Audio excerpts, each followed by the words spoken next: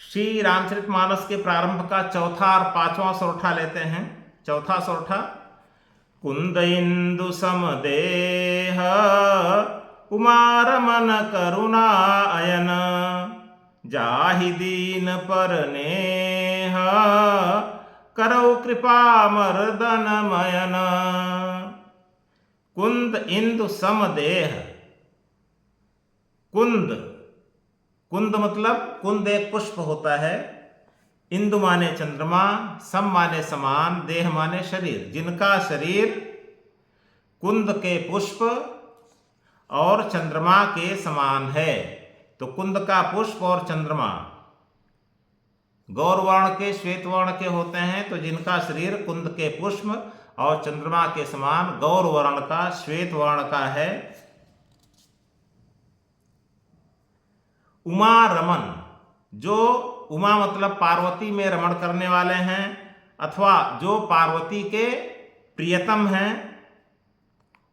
उमा रमन, उमा जिसमें रमन करती हैं, उमा जिसमें रमन करती हैं अर्थात जो पार्वती के प्रियतम हैं।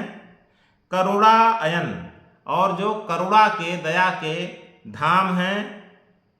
जाहि दीन पर नेह, जाहि दीन पर नेह, जिनका दीनों पर, निरीह प्राणियों पर स्नेह हमेशा रहता है।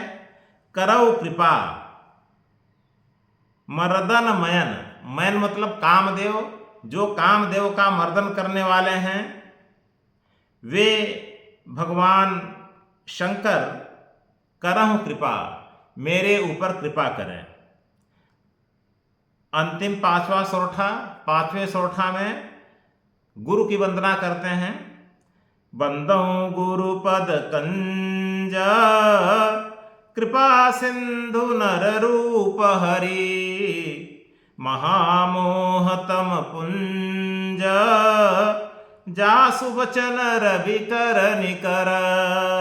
बंदौ गुरु पद कंज, गुरु मतलब गुरुदेव, पद मतलब पैर, कंज माने कमल।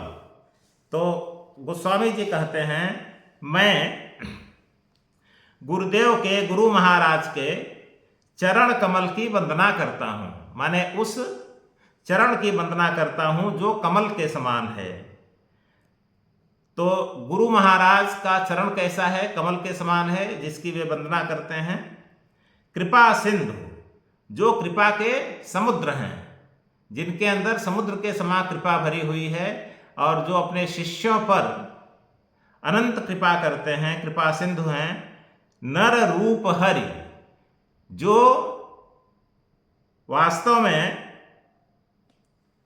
नर के रूप में, मनुष्य के रूप में श्री हरि ही हैं, भगवान विष्णु ही हैं। वास्तव में गुरु को कहते हैं कि गुरुदेव जो होते हैं वो वास्तव में मनुष्य के रूप में भगवान विष्णु होते हैं। इसका मतलब भगवान विष्णु ही मनुष्य का रूप धर करके गुरु के रूप में आते हैं ज्ञान देने के लिए और उस ज्ञान से अज्ञान को मिटाने के लिए। महामोह तम पुंज, महामोह बहुत बड़ा मोह, तम पुंज, तम माने अंधकार, पुंज माने घेरा, अंधकार का घेरा मतलब बहुत बड़ा अंधकार, गहन अंधकार। महामोह रूपी गहन अंधकार। जासु वचन, जिनका वचन, जिन गुरुदेव का वचन। रवि कर निकर, रवि मतलब सूर्य, कर मतलब किरण, निकर मतलब समूह, सूर्य के किरणों का समूह।